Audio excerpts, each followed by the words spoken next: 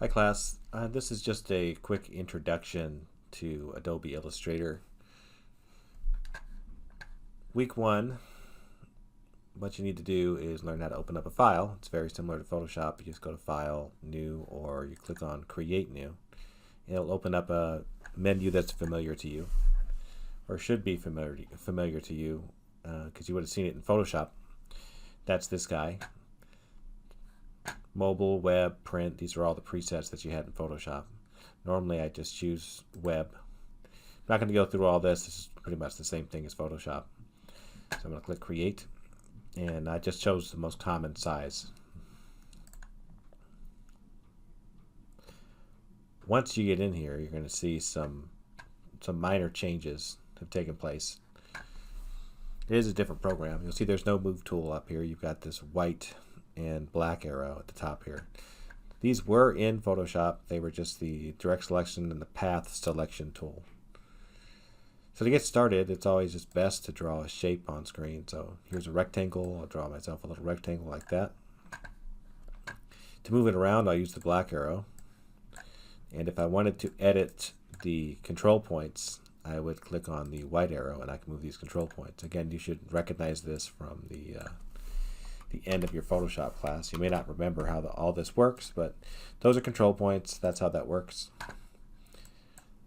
This shape, if you want to change the color of it, you can come over here and you can click on the fill, or you can click on the stroke. This is different.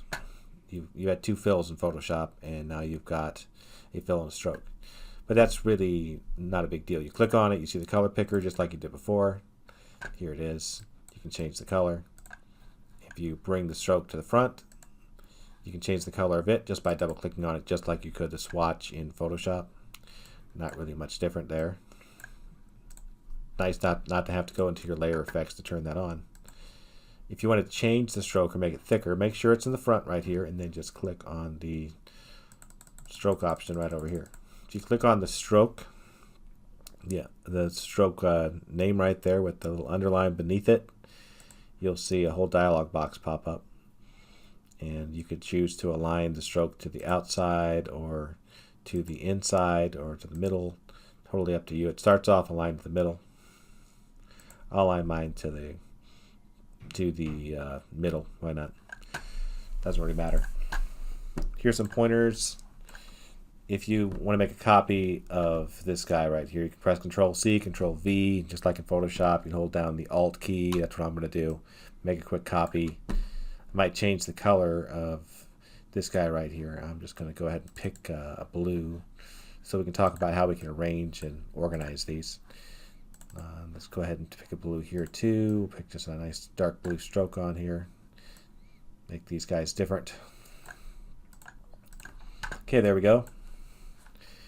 So there is a layers panel just like in Photoshop. It doesn't behave exactly like Photoshop. These are more or less like Photoshop groups. This layer at the top here is nothing. It just shows what's inside of this. This is sort of like folders or groups in Photoshop.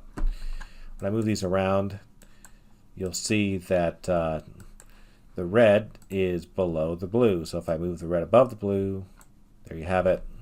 That's one way to arrange. The other way is just to right click and go to arrange and send backwards or send all the way to the back.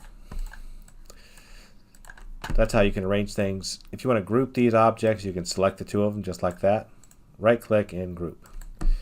Groups are interesting. You have to, Photoshop didn't have these. You have to double click to go inside of them. Like I can move them around, but if I want to go inside, I have to double click and to move them around. I can also right click and ungroup anytime, just to say so. Watch up here. Something's going to change. I'm going to double click and you'll see this popped up right here. See this guy right there? This is my way out. I'm inside of the group. It's a little hard to understand. Let me explain. Let me back out. I'm just pressing the arrow to get back out, or you can click over here in this white space and you can get out. But see, now I'm back out on the regular level. Yeah, great. There's an email. Sorry about that. And there's a phone call. All right, I'll pick up on this later. Alrighty then. Sorry about the disruption.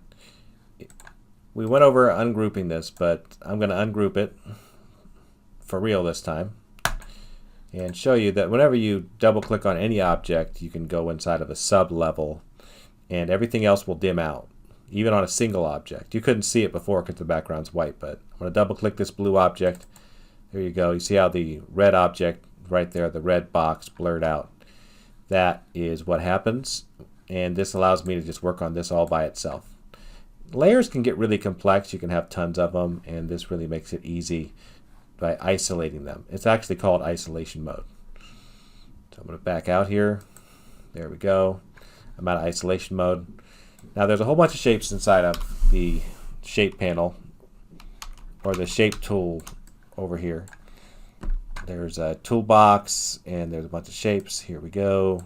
Ellipse, polygon, star tool.